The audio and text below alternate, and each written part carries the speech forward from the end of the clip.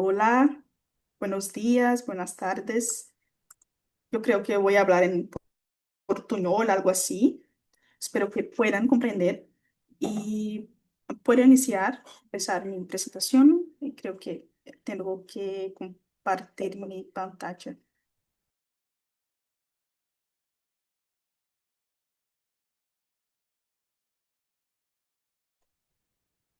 ¿Conseguem ver? Sim, Tô vendo perfeitamente. perfeito. Perfeito. Gente, vocês têm... Como é que a gente está nosso... Como é que tá meu tempo, por favor, para poder me... Nós temos 25 minutos. 25 minutos. Então tá, então vou correr. É, eu fiz o seguinte. Eu fiz a minha apresentação em espanhol para facilitar a compreensão dos nossos hispanohablantes, mas a maior parte da minha apresentação vai ser pelo desespero que foi chegar aqui para conseguir fazer a apresentação. Então, estou bem assim, bem ansiosa. Mas, de qualquer forma, é uma honra estar aqui com vocês. Eu imagino que vocês provavelmente tiveram a mesma reação que eu tive quando eu li o tema, né? Inteligência artificial, educação, governança de dados, implicações éticas, sociais, legais. É muita coisa. A gente não vai conseguir chegar no cerne de tudo isso. E eu quero que vocês saiam daqui compreendendo o básico e com uma cabeça aberta e uma visão mais expandida para compreender o que a gente precisa pensar a respeito disso, quais são os pontos que a gente precisa estar atento.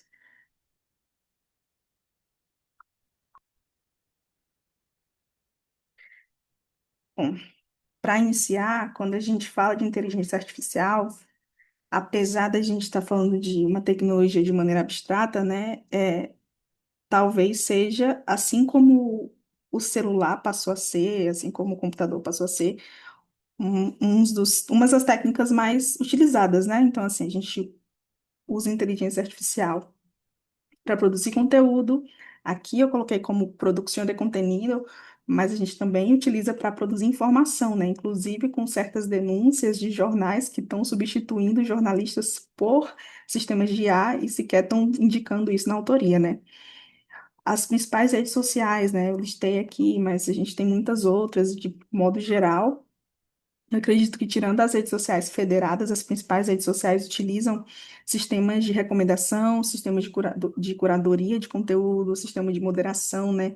Então, esse é um problema muito comum de pessoas que simplesmente são banidas, perdem a conta, inclusive pessoas de movimentos subrepresentados. Há exemplo de campanhas a favor do aborto aqui no Brasil e em outros países que tiveram as suas campanhas derrubadas, ou a- aquela consequência que as pessoas chamam de forma mais comum de shadow ban, né? Que é aquele banimento implícito, né? A empresa não diz que baniu, a empresa fala que está tudo bem com a conta, mas a pessoa não consegue mais ser vista, não consegue mais ser encontrada quando se pesquisa sobre ela. E também a gente utiliza para análise de dados, assim, e está em quase tudo do que a gente faz, ou em quase tudo do que a gente consome, né? Principalmente pós IA generativa. Então, a gente também tem a implementação de inteligência artificial em tomar decisões, inclusive a nível de segurança pública, né? A gente sabe que existem hoje sistemas de monitoramento de câmera de vigilância em cidades que utilizam isso, com já algumas discussões muito importantes e pesquisas no Brasil também a respeito disso, mas eu acredito que no Chile, se não me engano, tem muitas pesquisas sobre o tema. Mas o que que é inteligência artificial? Eu trouxe o conceito da OCDE. É um conceito bem neutro, assim, mas eu acredito que ele traz de forma mais ampla para a gente conseguir entender que é uma tecnologia complexa, né? Nem todo algoritmo ele vai ser inteligência artificial. A inteligência artificial ela tem uma história muito similar à evolução da história da computação em si, mas ela é uma tecnologia que é uma a mais, né? A gente às vezes tende faz parte do hype também, né? Quando uma coisa se torna muito em voga, como o Luiz estava falando sobre a Amazônia, acho como o Ken também falou. Agora tudo é Amazônia, né? Mas, por exemplo, a gente tem diversos outros biomas que precisam ser protegidos, né? Tá aí a Mata Atlântica no Brasil, que já foi praticamente é, exterminada, digamos assim. E ainda assim não deixa de ser uma necessidade de preservação e reflorestamento. Mas o que que a gente precisa compreender de sistemas de IA? A gente precisa entender que elas têm objetivos explícitos e implícitos. O que que é isso? Você alimenta uma IA com dados, né? É o que a gente chama dos inputs. E eles vão gerar esses outputs. O que que são os outputs? Podem ser predições, podem ser sugestões, pode ser uma tomada de decisão, né? Depende muito de que sistema de IA você está utilizando e para quê.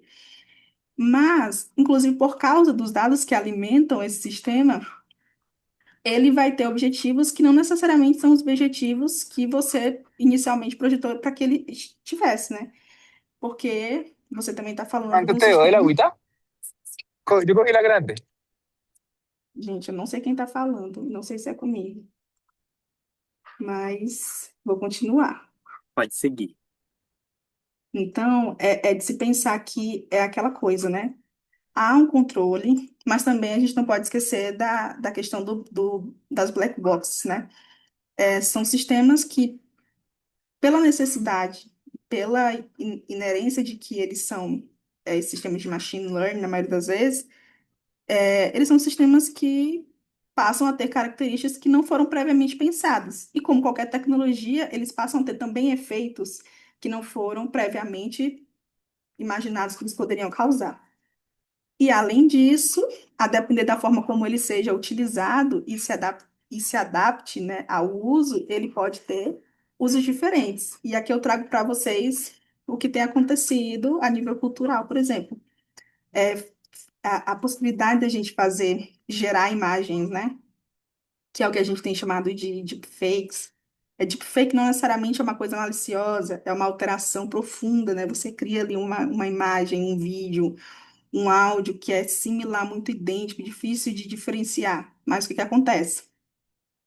Tem pessoas que usam isso para fazer deep nudes, tem pessoas que usam isso para espalhar fake news, tem pessoas que usam isso para aplicar golpes. Então, assim, é...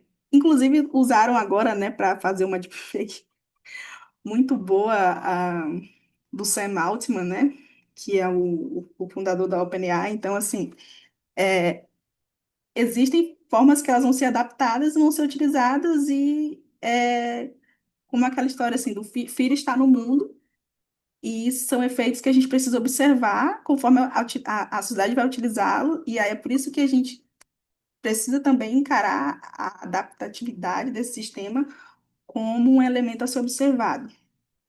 Por que que eu estou falando de tudo isso? Porque a gente precisa compreender que, e principalmente porque a gente está falando aqui, que a gente está falando de dados, a gente está falando de sustentabilidade, falando de educação, a depender dos dados que são utilizados, esses dados podem e normalmente vão, né, multiplicar e vieses, vão multiplicar vieses, que é o que a gente chama dos sesgos, né, tanto para nível de discriminação racial, né, como é aquela coisa que você pesquisava mulheres bonitas no Google, e normalmente o que se respondia eram sempre mulheres brancas, e quando se pesquisava mulheres, quais são as mulheres feias, aí vinham mulheres negras, né, ou umas imagens assim, meio de mulher, comparando com macaco, umas coisas assim, bem racistas, que não necessariamente é aquela coisa assim de dizer, de fato, a tecnologia é racista, mas é racista porque ela é baseada em dados de uma sociedade racista. E isso é uma ponta do iceberg, porque a gente também está falando, por exemplo, de sistemas que a gente está utilizando aqui a nível de América Latina, mas que foram produzidos com muitos dados do norte global, dados baseados no inglês, dados que foram traduzidos, né, para o inglês para poder alimentar certos sistemas que são utilizados nos nossos países. Então, assim, isso gera diversas discrepâncias e, e a gente usa de maneira ampla e massificada, porque é o que temos, né? Aí também tem o tema da dependência tecnológica. Quando a gente está falando, eu acho que aqui, eu não vou ler tudo para vocês, mas eu queria que vocês entendessem principalmente essa parte. Quando a gente fala de autonomia, que eu acho que eu já passei mais ou menos por isso, né? Mas acho que esse ponto foi o ponto que eu mesmo falei no início, é da gente entender também que Inteligência artificial não é uma inteligência, né? Tem diversos teóricos que falam sobre isso e falam da problemática de chamar a inteligência artificial de inteligência, porque na realidade ela é um sistema matemático que simula, né, o conhecimento humano, mas ela não necessariamente toma decisões de forma autônoma sozinha por si só, né? Mas ela pode ter um certo nível de autonomia ou não, depende muito da configuração que quem desenvolveu vai dar. Aí aqui eu trouxe para vocês um breve histórico, porque eu acho importante a gente pontuar, principalmente para quem não é da área técnica de computação e de sistemas, que a história da IA ela não começou em 2022, né? E nem começou com as redes sociais. Ela começa muito antes, né? A gente tem, acho que o grande ponto aqui, que é o mais comum que as pessoas falam, é o teste de Turing, né? Lá de 1950. Então, como eu havia falado antes, ela é muito acompanhada também pela história da computação em si. Só que eu entendo, assim, que a gente vive esse cotidiano do uso das redes sociais, do uso da inteligência artificial muito com as redes sociais. E principalmente com o que a gente chama hoje em dia de algoritmização da vida, né? E essa ideia de ter a todo momento essa interferência da tecnologia e essa confusão entre o que foi que eu decidi, o que foi que eu quis, e o que foi decidido pela inteligência artificial no meu dia a dia. Daí, o que que isso tem a ver com governança de dados? Os inputs, né, que é o que de fato alimenta a inteligência artificial, ela não existiria, não teria sido treinada, não seria capaz hoje de produzir, né, tanta informação a nível do que a gente vê agora nos Large Language Models, se elas não tivessem sido treinadas com grandes e grandes volumes de dados, né? Basicamente, a IA faz isso. Só que dados são esses? São dados de todos nós. Qual foi o poder que tivemos sobre isso?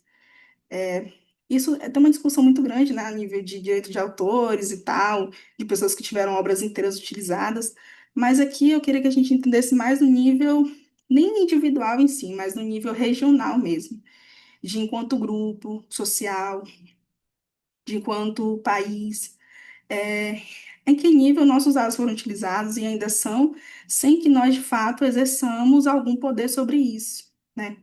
Quando a gente fala de governança de dados, há uma preocupação de que a gente faça a gestão desses dados, principalmente porque eles precisam ser dados de qualidade. Os dados precisam, de fato, expressar aquilo que eu sou ou aquilo que eu gostaria que fosse dito ou que fosse público a respeito de mim, né? Então, a gente também entra no tema de privacidade. E nós, enquanto países, enquanto região e enquanto indivíduo, precisamos ter certa autonomia e gestão, porque se a gente não direciona, não tem capacidade de gestionar, né, de gerenciar os nossos próprios dados, qual é o poder que nós temos enquanto nação, enquanto indivíduo, na sociedade guiada pela inteligência artificial? E é por isso que a gente fala sobre o tema de educação, porque sem educação, e principalmente sem educação digital e sem habilidades digitais, as pessoas sequer compreendem que as principais ferramentas que elas utilizam já são há muito tempo permeadas de inteligência artificial e inteligências que são feitas por empresas que estão no norte global e que utilizam dados que nem sempre são os nossos dados e utilizam nossos dados sem que a gente tenha capacidade sequer, né? E eu digo capacidade não no sentido de querer ou de ter condições de saber, mas no sentido de não ter, de fato, soberania para enfrentar essas empresas, porque o nosso país, na maioria deles, sequer tem leis que tratam especificamente sobre inteligência artificial, né? É um movimento muito recente na nossa região. O Brasil, por exemplo, não tem, e a maioria dos outros países da região também não tem. Então, quando a gente fala de educação e governança de dados, acho que o ponto central é o tema das habilidades digitais. Tem um artigo muito bom, né, que é da Daniele Sanches e da Paula Menezes, que fala sobre isso, e elas trazem algumas habilidades digitais que são necessárias. As quatro principais que eu destaquei, que eu acho que a gente precisa colocar em todas as palestras, todos os estudos, sempre que a gente for falar de inteligência artificial, é a necessidade da gente ter alfabetização IA. O que que é alfabetização IA? As pessoas, as comunidades, os líderes, as autoridades, professor, político, precisam saber utilizar IA. Eu e você precisamos saber utilizar IA. E a gente precisa entender como ela funciona. Além disso, a gente precisa ter habilidade algorítmica. O que é habilidade algorítmica? Nem sempre a gente tem autonomia de mudar muitas coisas na tecnologia que a gente utiliza, né? Eu consigo modificar o Google, eu consigo modificar o YouTube, eu consigo modificar o Facebook, o Instagram. Você não consegue modificar a plataforma, mas você consegue gerenciar o algoritmo daquela plataforma. Lá naquelas pontinhas, as configurações muito específicas, personalizar certas coisas, desativar certas coisas, tanto a nível de coleta de dados, desculpa, tanto a nível de uso da plataforma, né? Mas isso é algo que a própria plataforma não nos ensina, porque ela quer que você assista e ela quer que você consuma aquilo da forma como ela planejou que você faça aquele consumo. Então, a habilidade algoritmo também é sobre a autonomia do usuário, a autonomia do consumidor e a autonomia do cidadão. E produção e operação da IA, a gente está falando muito a nível de infraestrutura, né? E acho que a Luísa trouxe um pouco disso também, mais do que quem também, que é o seguinte: como é que essa IA é feita, né? Quais são os dados? Qual a infraestrutura que é necessária para ter uma IA? Quais são os recursos naturais que estão sendo utilizados? Quais são os recursos humanos, intelectuais? Gente, tem muitos e muitos e muitos, né, trabalhadores. E a gente sabe, eu não sei se vocês chegaram a ver aquela notícia de um cara que lançou uma startup lá nos Estados Unidos, depois descobriram que a IA que ele tinha lá, na verdade, eram vários e vários indianos trabalhando por trás. Porque assim, a gente tem muito micro trabalho, mesmo em IAs, como a OpenAI, por exemplo, recentemente teve uma empresa comprada pelo Facebook, que era uma empresa que ela foi utilizada para fazer o treinamento da maioria dessas IAs generativas, né? Gemini, ChatGPT, Llama, né? Que é do Facebook. Porque eles contratavam pessoas no mundo inteiro para fazer treinamento mesmo, responder a respostas, avaliar as respostas. Então, assim, tem muito microtrabalho de pessoas que são, inclusive, assim, mal remuneradas, né? E não têm direito trabalhista nenhum. Além da questão ética. Para que que a gente está usando essa IA? É de fato necessário utilizar a IA em certos casos? Qual é o custo energético que a gente está tendo disso? Qual é o custo social? Quais são as aplicações que a gente está tendo? Para além disso, a gente precisa compreender que todo esse contexto tecnológico, ele traz muitos desafios. Aqui eu não vou entrar em nenhum deles especificamente por causa do nosso tempo, mas eu imagino que vocês já conheçam a maioria deles. Eu vou citar, que é o quê? Privacidade, transparência e accountability. O que que é isso? Se eu não sei como o sistema funciona, como ele foi alimentado, quais são os critérios que ele utiliza, eu não tenho como cobrar responsabilização, porque a empresa sempre vai dizer que as intenções dela foram e são as melhores. Dependência tecnológica, soberania digital. Quantas empresas que de fato fundaram empresas de tecnologia estão na nossa região? Pouquíssimas. Eu acho que a gente tem aqui o Mercado Livre, a gente tem o Nubank, mas a nível de Big Techs, né, a nível global, a maioria delas estão baseadas nos Estados Unidos e algumas outras agora, mais recentemente, na China e outras na Europa. A maioria delas não estão na nossa região. Então, a gente também tem um problema de soberania digital, que também tem muito a ver com a concentração de mercado. As pessoas podem dizer assim, não, gente, mas o que que isso aqui tem a ver com Big Data? Tem tudo a ver, porque se são poucas empresas que nem sequer estão aqui, são de outros países. Vocês viram lá a posse do Trump, né? A posse de Trump, estava todo mundo lá. E é uma questão muito clara, inclusive, do próprio governo Trump, que o governo Trump está ali para defender e proteger as empresas americanas a qualquer custo.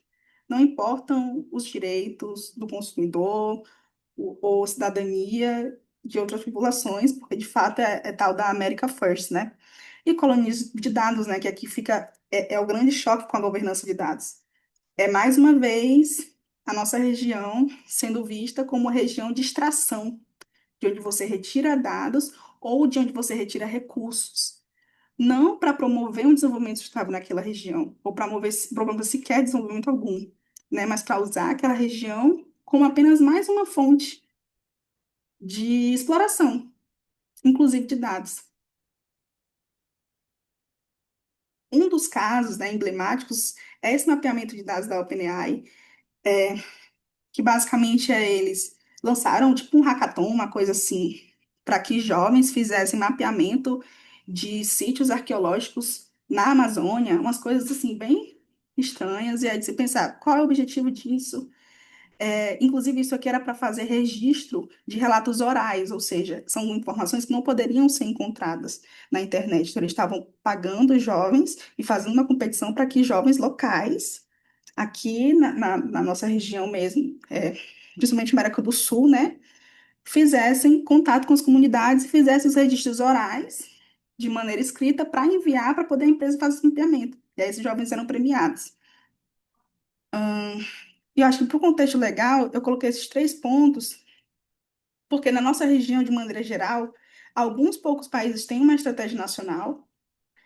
O Brasil lançou alguns princípios para o uso de IA em educação e marco regulatório da inteligência artificial.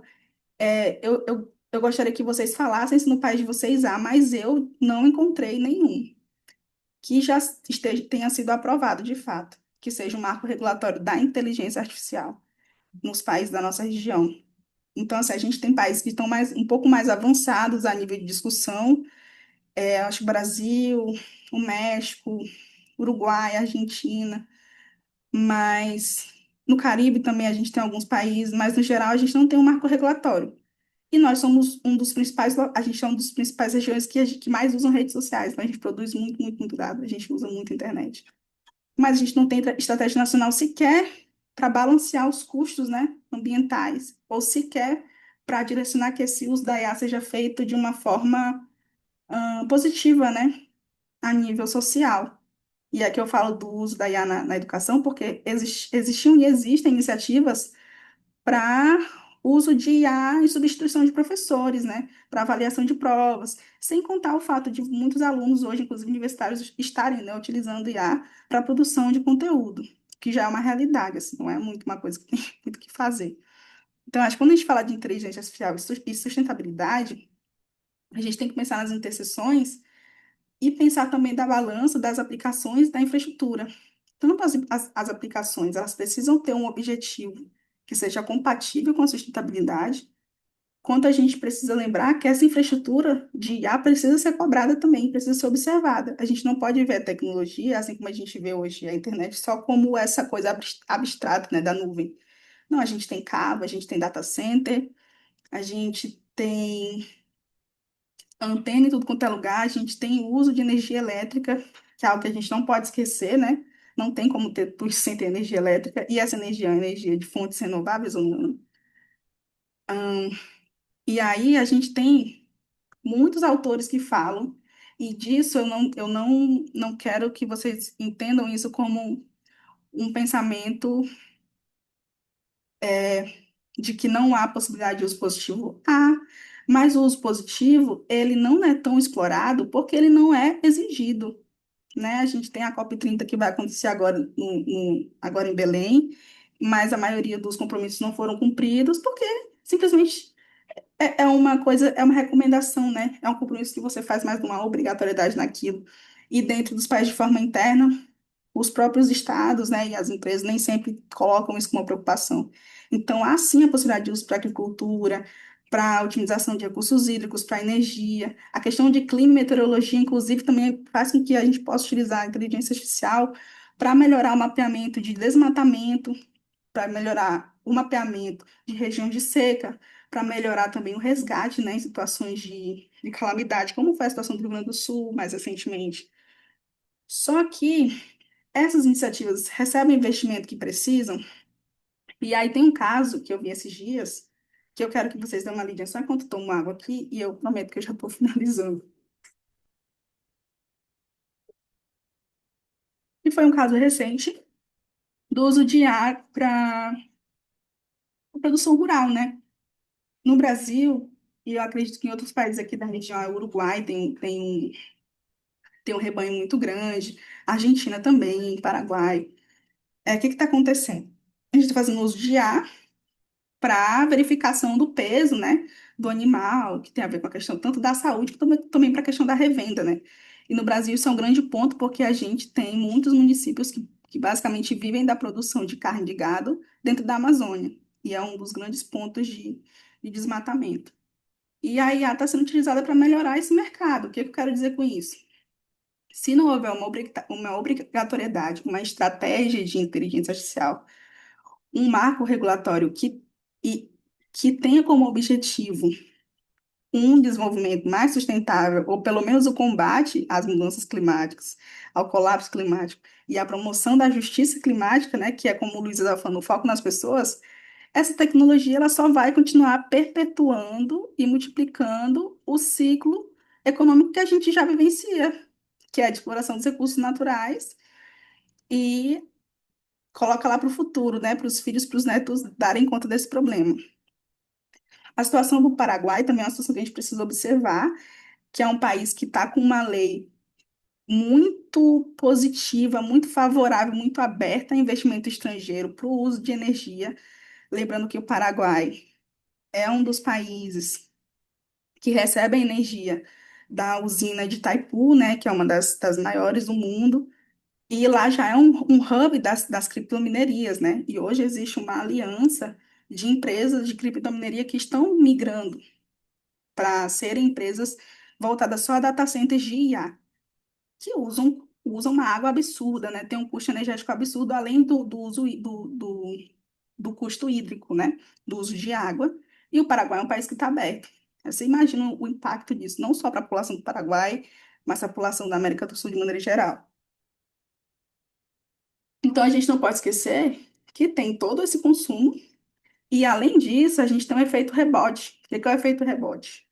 É a busca por essa eficiência energética, de vamos utilizar para melhorar, vamos utilizar para mapear, vamos utilizar para monitorar, sem a contrapartida devida, porque a gente gera maior demanda de serviço de ar, como a gente já tem utilizado muito para a produção de conhecimento, e esse uso na balança pesar muito mais no uso dos recursos do que na devolução de fato de um meio ambiente sustentável, ou de uma tecnologia, uma sociedade de fato sustentável, ou como Luísa disse, né? É a região ali que está sendo utilizada para localizar e para receber um data center, pode até trazer emprego para aquela região, mas assim, data center não tem geração de emprego, gente, é um monte de computador automatizado ali funcionando. E que vai estar tirando recurso daquela região, mas que aquelas pessoas muitas vezes sequer vão ter o quê? As habilidades digitais que a gente está falando ali atrás, sequer compreendem, ou sequer têm possibilidade de uso dessas tecnologias.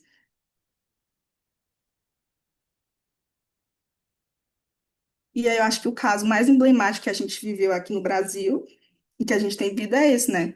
Que é a possibilidade do data center lá no Ceará. O Ceará é uma região que é um estado muito perto do estado de Francisco, né? Muito perto do estado que eu também já morei, no Nordeste brasileiro, que é uma região que sempre enfrentou muita seca e que o TikTok está com possibilidade de investimento para a construção de um data center lá. Tem tido um grande movimento no Brasil para que haja um combate a isso, mas essa discrepância é uma região que luta para que as pessoas consigam ter acesso à água, mas por ser uma região que fica num local onde tem muito recurso de energia, energia eólica, e também é por onde entra o cabo submarino, o único cabo submarino que a gente tem, né, unindo unindo o restante do mundo à América do Sul, é o cabo submarino que vem por Fortaleza.